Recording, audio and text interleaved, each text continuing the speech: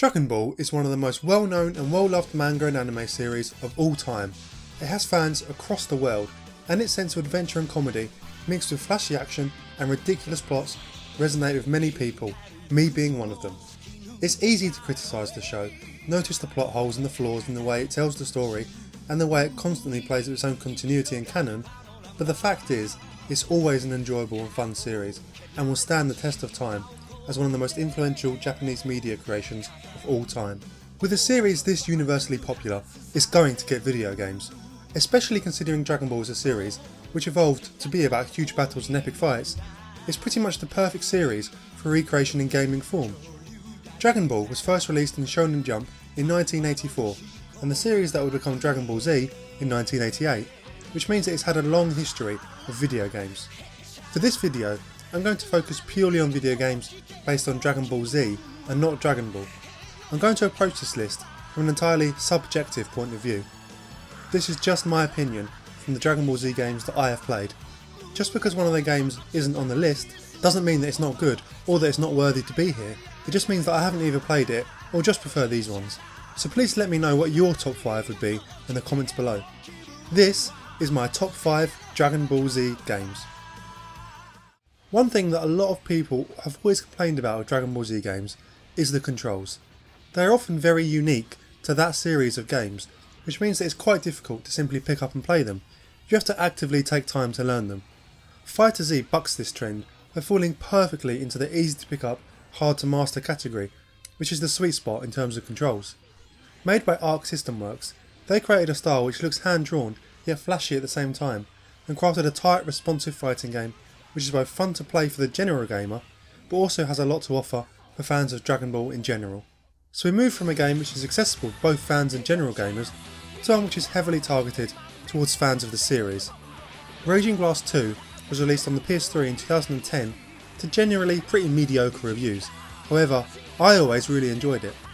The game followed on from the Budokai Tenkaichi series of games, in which the fights take place from behind the shoulder, taking place in large environments featuring epic energetic battles, destruction and more. The criticism for this game is somewhat confused. There are arguments ranging from the controls being too difficult and also too simple, the roster being too large or not being diverse enough, but what it really boils down to is that some people just do not find this style of fighting game very fun. It's really a running trend in this series that whenever a Dragon Ball game has this style, some people just do not like it. And that is completely fine, they are entitled to that opinion, but I've always loved it. There are so many mechanics in these games which are really difficult to master and even more tricky to explain, but when you get the hang of it, the battles can become extremely strategic and intense. I always love playing these games online too, especially watching people rage as they play as Super Saiyan 3 Goku and I beat them as Krillin. Xenoverse 2 is the latest in the previously mentioned style of games and is probably the most polished. It is also one of the few Dragon Ball games, across all of them that have been released, to attempt to tell original stories and introduce original characters.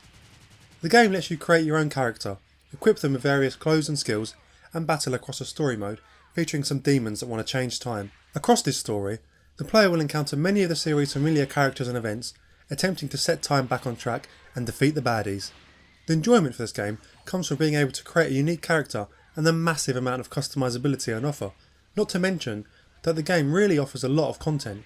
Outside of the main story mode, there are a lot of side missions, online modes and training missions in which characters from the series give you their movesets. It's a lot of fun and really seems to have had a lot of effort put into it. That being said, I've always felt the combat system was a little too limiting, there's no real destruction, and the need for customizability means that many of the characters can end up playing quite similar to one another. But it's still an awesome game. For many people, Fighter Z has probably taken the spot in their gaming hearts where Budokai 3 once was, being the pinnacle of side-on Dragon Ball fighting. For me though, Budokai 3 still tips it. It might be nostalgia speaking, but when I play the game, I'm instantly transported back to that era of gaming and it just feels great. Playing it again for this video, I'm reminded just how fun this game is. The combat system is definitely not as fluid or accessible as Fighter Z, but has a certain charm, which has just never been repeated in any other series. It's focused around teleporting, dodging, combos, and letting off energy attacks just at the right time to ensure you can hit the opponent but not leave yourself open. It came out at a time when GT was all the rage, so there's a lot of characters from that series in the game. However, at its heart, it's still a Dragon Ball Z fighter. It might be from a simpler age, but it's still incredibly fun to play. Budokai Tenkaichi III is my favourite Dragon Ball Z game. When it came out in late 2007, many people had moved on to the next generation Xbox 360 and PS3, meaning that it did not have as big a target audience as some of its predecessors did. This meant that they couldn't really target it towards a general gamer, so they went all in for the fans. Featuring 161 fighters including transformations, it's a massive game which includes virtually everything a fan at the time could want, including stories from Dragon Ball, Dragon Ball Z, GT and all the movies. Super was not released yet when this came out, so there's none of that in there. The fighting system is the one which is also seen in Raging Blast 2 and Xenoverse 2, but in my opinion it's the best implementation of it. When you get the hang of the controls, it all just makes sense. The fights are so much fun and they feel different in every match. There's so much freedom to it, but there's also a lot of small mechanics such as countering, burst dash, rushing, swaying and more, which when mastered make fights just ridiculously complicated but extremely fun. It's a type of game which is definitely not for everyone. Many people wouldn't want to bother playing a game that takes time to learn like this, especially as you wouldn't be able to play it online, so you could only play against the computer or your friends. But if you're a fan of Dragon Ball Z and are willing to take the time to learn a unique control system, there is no better gaming experience. Thanks for watching this little list. I understand I've missed a lot of popular games off this list, but it's just my own personal opinion.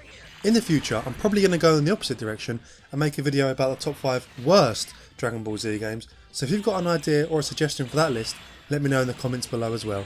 And if you enjoyed this video, please consider subscribing. Goodbye!